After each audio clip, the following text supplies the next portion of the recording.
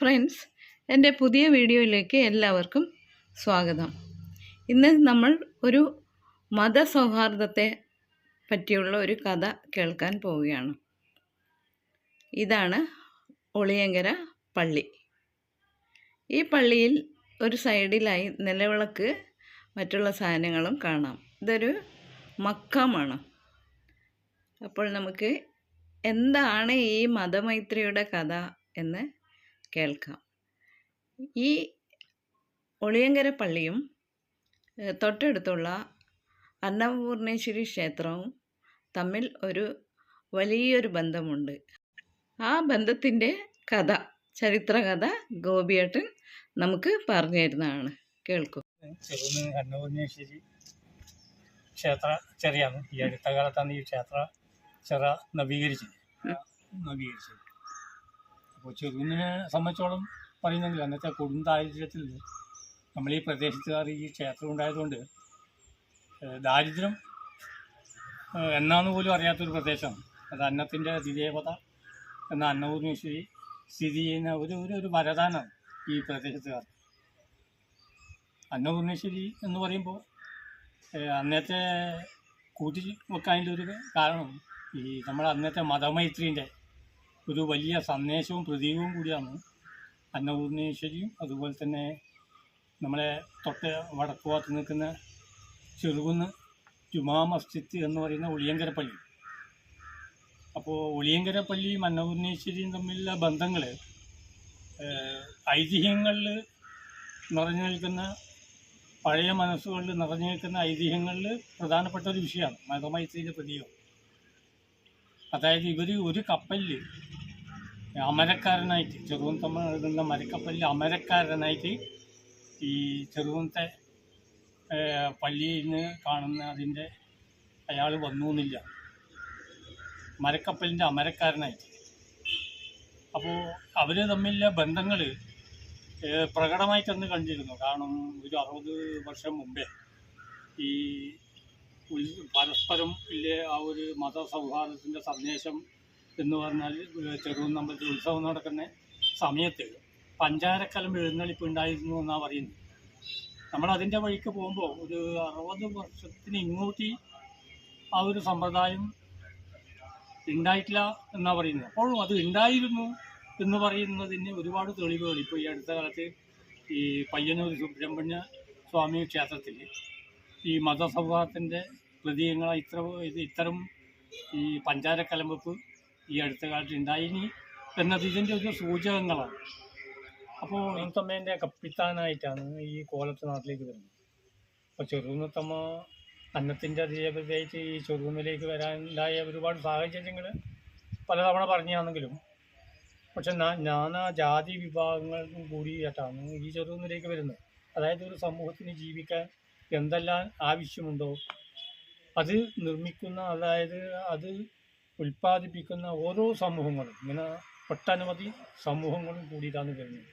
ആ മരക്കപ്പലിൻ്റെ, പ്രധാന മരക്കപ്പലിൻ്റെ കപ്പിത്താനായി ഈ ചെറുകുന്നത്തെ പള്ളി, ഇന്ന് കാണുന്ന പള്ളിയിലെ ആൾ വന്നു എന്നാണ് പറയപ്പെടുന്നത്. അപ്പോൾ അങ്ങനെ പറയപ്പെടുമ്പോൾ ഇത് ഒരു പള്ളിയിലെ കാര്യത്തിൽ മാത്രമല്ല, നമ്മൾ തെയ്യങ്ങളിൽ എടുത്തു നോക്കിയാലും അധിക തെയ്യങ്ങൾക്കൊപ്പം മുസ്ലിം തെയ്യത്തിനെ കാണാം. നമ്മുടെ ഈ ചുറ്റുപാട് മുസ്ലിം തെയ്യങ്ങൾ ഒരുപാട്. ആരാധനയിൽ മുസ്ലിം തെയ്യങ്ങളെ കടന്നു വരവ് ഇതിൻ്റെ ഒരു പ്രധാന ലക്ഷ്യമാണ്. ഒരു കാലത്തിൻ്റെ നമ്മുടെ ഒരു മതേതരത്വത്തിൻ്റെ ഏറ്റവും വലിയ ഇതാണ്. അന്ന് ഈ തെയ്യങ്ങളിൽ മുസ്ലിം തെയ്യങ്ങളെ കാണപ്പെടുന്നതും ക്ഷേത്രങ്ങളിൽ മുസ്ലിം സാന്നിധ്യമായിട്ട് കൂട്ടിച്ചേരുന്നതൊക്കെ മതേതരത്തിൻ്റെ, ഈ കേരളത്തിൻ്റെ മതേതരത്തിലൂന്നിയ ആ ഒരു പ്രത്യേകതയാണ് ഇവിടെ കാട്ടിക്കുന്നത്. പക്ഷേ പയ്യെ ഈ അകൽച്ചകൾ വരാൻ തുടങ്ങി. പലപ്പോഴും ഈ കഥകൾക്കൊരു ഉപകഥകൾ ഉണ്ടാക്കി. അപ്പോൾ പള്ളിയിൽ അച്ഛൻ ചെറുകുന്നമ്മ വന്നിയല്ല, അവിടെ ഒരു ഒളി കണ്ടു, അങ്ങനെ അവിടെ കോലത്തിൽ പള്ളി നിർമ്മിച്ചു ഇല്ല ഐതിഹ്യം. ഇതിൽ നിന്ന് വ്യതിചലിച്ച് ഒരു പാഠഭേദങ്ങളും ഉണ്ടാവാൻ തുടങ്ങി. അപ്പോഴും ഈ വസ്തുതാപരമായ കാര്യങ്ങൾ, നമ്മൾ ഈ ഐതിഹ്യങ്ങൾ നിറഞ്ഞു നിൽക്കുമ്പോൾ പലപ്പോഴും ഇന്ന് പറയാൻ പറ്റാത്ത ഒരുപാട് ഘടകങ്ങൾ എവിടെയുണ്ട്. നമ്മൾ പൊതുവെ പറയും പഴയ കാലത്ത് ജാതിയും ഈ ജാതിയുടെയും മതത്തിൻ്റെയും ഒരു വല്ലാത്ത ദൂഷിച്ച പ്രവണത ഉണ്ടായിരുന്നു എന്ന് നമ്മളിപ്പം പറയുമ്പോൾ പല കാര്യങ്ങളും പഴയ കാര്യങ്ങളും ഇന്നത്തെ കാര്യങ്ങളും തടിച്ചു നോക്കുമ്പോൾ അന്നത്തേക്കാൾ കൂടുതൽ വർഗീയതയും ജാതീയതയും പ്രകടമാവുന്നത് ഈ കാലഘട്ടത്തിലാണെന്ന് തിരിച്ചറിയാൻ കഴിയും. അതിൻ്റെ ഉദാഹരണം ഒന്ന് മാത്രമാണ് ഞാനിവിടെ പറഞ്ഞത്. പലപ്പോഴും ഈ ചേർച്ചകളില്ലാത്ത മതേതരത്വത്തിൻ്റെ ചേർച്ചകളില്ലാത്ത ഒരു കാലഘട്ടത്തിലാണ് നമ്മളിങ്ങനെ കടന്നു പോകുന്നത്. ഒരു പക്ഷേ ആ ചേർച്ചകൾ ഇല്ലാതാക്കുക എന്നത് പല താല്പര്യങ്ങളുടെയും ഭാഗമായിട്ടാണ്, യാദൃശികമായിട്ട് സംഭവിച്ചു പോകുന്നതല്ല, പല താല്പര്യങ്ങളുടെയും ഭാഗമായിട്ട് സംഭവിച്ചു പോകുന്നതാണ്. അതായത് മതേതരത്വം എന്നത് ഒരു വൃത്തികെട്ട സാധനമാണ് എന്ന് പറയപ്പെടുന്ന ഒരു കാലഘട്ടത്തിലേക്ക് നമ്മൾ പയ്യെ കടന്നെത്തുവാണ്. തീർച്ചയായിട്ടും ഒരു കാര്യം ഊന്നി പറയാം, കേരളത്തിൻ്റെ മനസ്സ് മതേതരത്വത്തിൽ ഊന്നി തന്നെയാണ്, അതിലൊരു തർക്കവുമില്ല. പക്ഷേ വടക്കേ ഇന്ത്യൻ സംസ്കാരം പയ്യെ കേരളത്തിലേക്ക് കടന്നു വരുന്നുണ്ടോ എന്ന് ചോദിച്ചാൽ ഈ അടുത്ത കാലത്ത് ഉണ്ടായിക്കൊണ്ടിരിക്കുന്ന ചില ഇതിലേക്ക് ഉണ്ട് എന്ന വസ്തുതയിലേക്കാണ് വിരലുകൊണ്ട്. അപ്പോൾ നമുക്കിന്ന് ചിലതൊക്കെ പറയുമ്പം ചിലതൊക്കെ വിഴുങ്ങേണ്ടി വരുന്നുണ്ട്. കാരണം ഈ സമൂഹത്തിൽ പറയാൻ പറ്റുമോ എന്ന് രണ്ടോട്ടം ചിന്തി കാണും. നമ്മൾ എന്തെങ്കിലും എഴുതുമ്പം ഒരു 10 വട്ടം അത് കുത്തിയിട്ട് തടഞ്ഞിട്ട് എഴുതും. കാരണം ഇത് പറയാൻ പറ്റുമോ ഇങ്ങനെ ചിന്തിക്കേണ്ടി വരുന്നുണ്ട്. ഇത് എൻ്റെ മാത്രം വിഷയമല്ല, ഈ പലതും പറയും, കഴിഞ്ഞ കാലങ്ങളിലെ പറയും, പ്രതിപാദിക്കും, എഴുതുകയും ചെയ്യുന്ന എന്നെപ്പറ്റിൽ ഒരുപാട് ആൾക്കാർക്ക് നേരിടുന്ന ഒരു ഏറ്റവും വലിയ ഒരു പ്രതിസന്ധിയാണ് ഇത്തരം കാര്യങ്ങൾ. അപ്പോൾ ഈ മതേതരത്വത്തിൻ്റെ കാര്യങ്ങളിൽ ആണ് തുടങ്ങിയത്. ഇപ്പോൾ ഇവിടെ മുസ്ലിം ഇതിനെപ്പറ്റി പറയുമ്പോൾ ഇവിടെ അന്നൊരിക്കലും KE രാജകുടുംബത്തിനെ പറ്റി പറയാതെ പോകാൻ കഴിയില്ല. കാരണം KE എന്നത് കേവലം ഒരു സാധാരണ മനുഷ്യൻ, വീടാന്തരം കയറി ഈ കുരുമുളകും ഇഞ്ചിയും ഈ നമ്മളെ അണ്ടിയൊക്കെ പെറുക്കിയ ഒരു സാധാരണ മനുഷ്യൻ പയ്യെ വളർന്ന് ലോകത്തിൻ്റെ ശ്രദ്ധയിലേക്ക് എത്തിപ്പെട്ട ഒരു മനുഷ്യൻ്റെ കഥയുണ്ട് പറയാം. ആ മനുഷ്യൻ്റെ കുടുംബത്തിൻ്റെ പേരാണ് KE എന്നാണ് പറയുക. KE കുടുംബത്തിൻ്റെ സ്ഥാപനങ്ങളോ ഇതില്ലാത്ത ഒരു നഗരവും നമ്മുടെ കേരളത്തിൽ ഉണ്ടാവില്ല. അത് ചരിത്രം പഠിച്ച എല്ലാവർക്കും പറഞ്ഞു. ഒടുക്കം KEൻ്റെ പേരിൽ, ഈ KE കുടുംബത്തിൻ്റെ പേരിൽ സൗദി അറേബ്യയിലെ മക്കയിൽ അതിന് മുമ്പിൽ KE റുബാത്ത്, അതായത് മക്കയിലേക്ക് പോകുന്ന മലയാളികൾക്ക് താമസിച്ച് സൗജന്യ ഭക്ഷണം കൊടുക്കാൻ മാത്രം പ്രാപ്തിയുള്ള KE റുബാത്ത് എന്ന സ്ഥാപനം സ്ഥാപിക്കപ്പെട്ടു എന്നാണ്. അപ്പോൾ നമ്മുടെ സംസ്കാരത്തിൻ്റെ അന്നത്തെ ഒരു സമ്പന്നത അതിലേക്ക് നമ്മൾ വിരജിൽ കൊണ്ടുപോകും. ചെറുകുന്ന തമ്മയം ഒളിയങ്കര പള്ളിയുടെയും ആ മിത്തുകൾ വരും കാലങ്ങളിൽ നമ്മുടെ വരും തലമുറക്കും കൂടി ഈ കഥകൾ അറിയാനും കഴിയണം. അങ്ങനെ നമ്മൾ സഹോദര്യമായിട്ട് ഈ മണ്ണിൽ ജീവിക്കാൻ നമുക്ക് പ്രേരണ നൽകുന്ന ഇത്തരം കഥകൾ ഈ മണ്ണിൽ നിലനിൽക്കുക തന്നെ വേണം എന്ന് മാത്രം ഞാൻ പറഞ്ഞു. ഈ സാഹോദര്യം ഊട്ടി ഉറപ്പിക്കുന്ന ഈ ഉത്സവം, ചെറുകുന്നമ്പലത്തിലെ ക്ഷേത്രത്തിലെ ഉത്സവം, മേടമാസത്തിൽ നടക്കുന്ന ഉത്സവം വന്നാൽ ചെറുകുന്ന് പള്ളിയിൽ നിന്നും ആഘോഷപൂർവം പഞ്ചാരക്കലമ്പെപ്പ് എന്ന ഒരു ചടങ്ങ് ഉണ്ടായിരുന്നു എന്നാണ് പറയപ്പെടുന്നത്.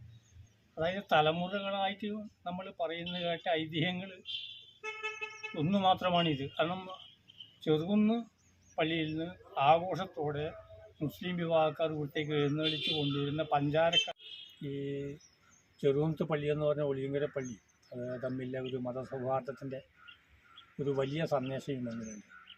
കഴിഞ്ഞ ഒരു കാലങ്ങളിൽ നമ്മളെല്ലാം ബോധത്തിന് മുമ്പേ ചെറുകുന്നത്ത് അമ്പലത്തിൽ ഉത്സവം നടക്കുമ്പോൾ ചെറുകുന്നത്തെ പള്ളിയിൽ നിന്ന് മുസ്ലിം വിഭാഗക്കാർ ആഘോഷപൂർവ്വം പഞ്ചാരക്കലമ്പെപ്പ് എന്ന് പറയുന്ന ഒരു ചടങ്ങ് ഉണ്ടായിനി എന്നാണ് നമ്മുടെ പൂർവികന്മാർ പറയുന്നത് കേട്ടത്. പക്ഷേ നമ്മുടെ ഓർമ്മയിൽ അത് ഉണ്ടായില്ലെങ്കിലും അത് ഈ പള്ളി കമ്മിറ്റിയായിട്ട് ബന്ധപ്പെട്ട് അന്വേഷിക്കുമ്പോൾ ഉണ്ടായിരുന്നു എന്ന് തന്നെയാണ് അവർ പറയുന്നത്. ഈ അടുത്ത കാലത്ത് പള്ളിയും ഈ അമ്പലവും തമ്മിലെ ബന്ധത്തെക്കുറിച്ചിട്ട് ഒരുപാട് കാര്യങ്ങൾ അവിടുന്ന് ഇവിടുന്നെല്ലാം പല മനസ്സുകളും പറഞ്ഞു കേട്ടിട്ടുണ്ട്.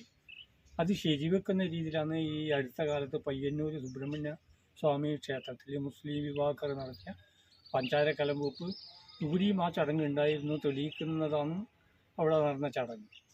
അപ്പോൾ ചടങ്ങിനെ പറ്റി, ആ പഞ്ചാരക്കലമ്പെപ്പ് എന്ന് പറയുന്ന ചടങ്ങിനെ പറ്റി പറയുമ്പോൾ ഈ നമ്മുടെ മാടത്തിൽ ഇവിടെ നടക്കുന്ന ചെറുകുന്നമ്പലത്തിൽ നടക്കുന്ന ഉത്സവത്തിന് മുസ്ലിം പള്ളിയിൽ നിന്ന് മുസ്ലിം വിഭാഗക്കാർ ഈ പഞ്ചസാരയും ഇവിടുത്തെ ഉത്സവാദികൾക്ക് അടിയന്തരത്തിന് വിടുന്ന പഞ്ചസാര, പാല്, ഇതൊന്നും കൂടാതെ ഈ ശീവേലി തടമ്പ് ആനപ്പുറത്ത് എഴുന്നള്ളിച്ച് വെക്കുന്ന പില്ലോ, അതായത് തലയണ, ഇവർ ആഘോഷപൂർവ്വം എഴുന്നള്ളിച്ച് കൊണ്ടുവരുന്ന പില്ലോൻ്റെ മുകളിലാണത്രേ ഈ ചെറുകുന്ന് തമ്മേൻ്റെ ശീവേലി തടമ്പ് ആനപ്പുറത്ത് എഴുന്നള്ളിച്ചിരുന്നത്.